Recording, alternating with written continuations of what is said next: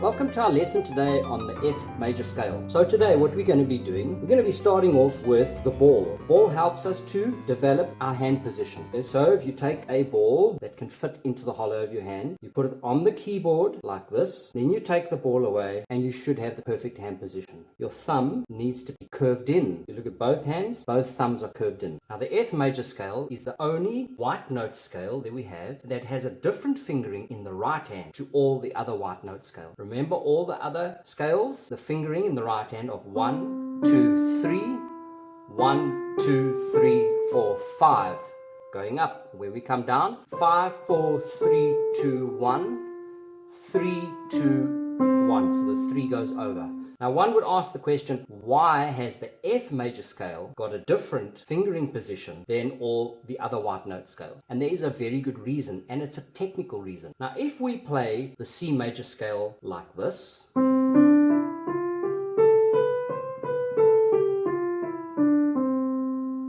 if I play it like this,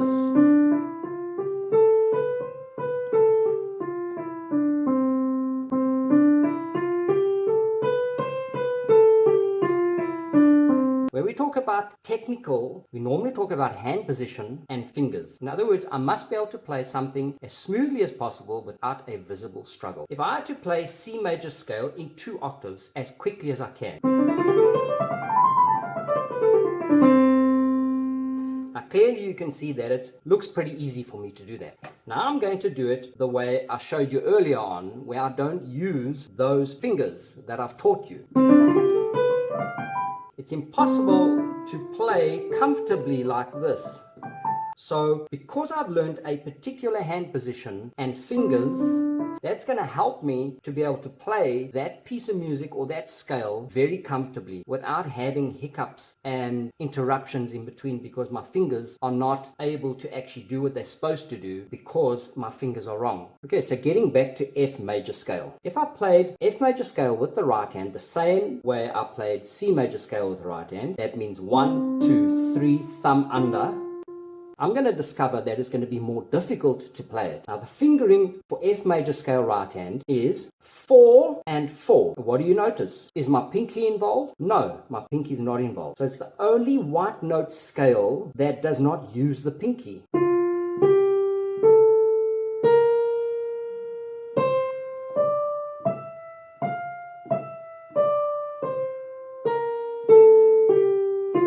So what did you notice?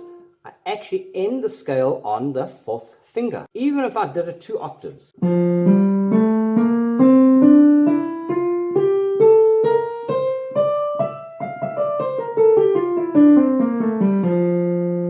Why do I use those fingers? I'm going to use the same fingers that I used for the C major scale, I'm going to use for the F major scale.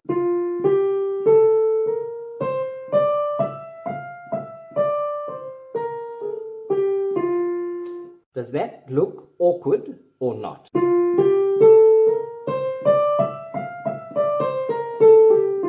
See the jerk that I'm causing?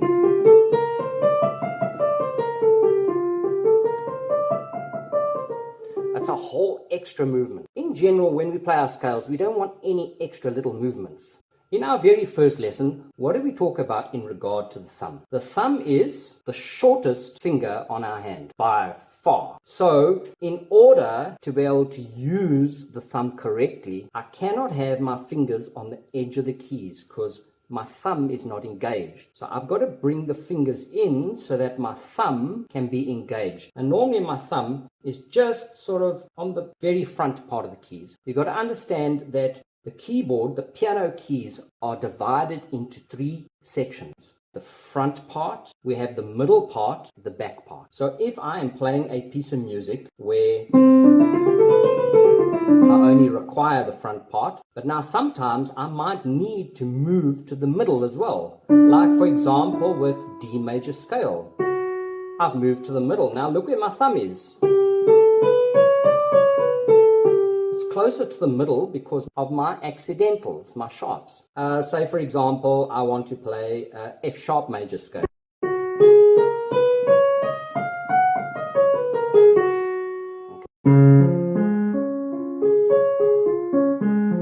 Now look at that. If I did this, this is what we call arpeggios. Where's my third finger? It's near the back of the keys. Look where my second finger is here. It's in the back part of the key. I can't play this arpeggio like this. Can you see it's difficult to play? So knowing that the keys are divided into 3 sections, front, middle, back part, can really help you to position your hand in the right position for whatever piece of music you play. So now, getting back to F major scale. Because the thumb is the shortest finger on my hand, playing the scale is much more difficult. So I have to change my fingers so that it makes it easier and it flows easier and it doesn't look awkward or feel awkward. So the best way is to use my 4th finger going under on my thumb. So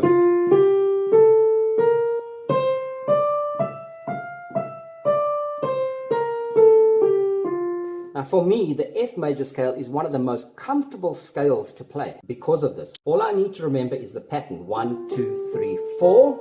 1, 2, 3, 4. Did you see that? So I'm basically doing this.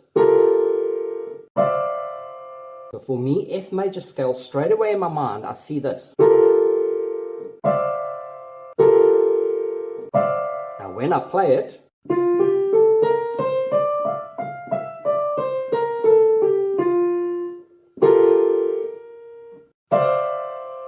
how many notes does F major scale actually have? If you had to just look at the keys here, I see 1, 2, 3, 4, 5, 6, 7, 8, 9. But because I'm playing the B flat as my accidental and the key signature of F major, I don't have to play the B natural. I don't have to play the white key of B. The thing that you've got to be careful when you play F major is the thumb going under the 4th. We used to playing 3 thumb under, but because I'm using 1, 2, 3, 4, the stretch is a little bit wider. I've got to make sure that I put my thumb down on the correct key and not on the B natural. Try this out now. 4, thumb under, stretch it, put it on. You're going to feel that there's the muscle over here is actually pulling a little bit. It's actually straining it.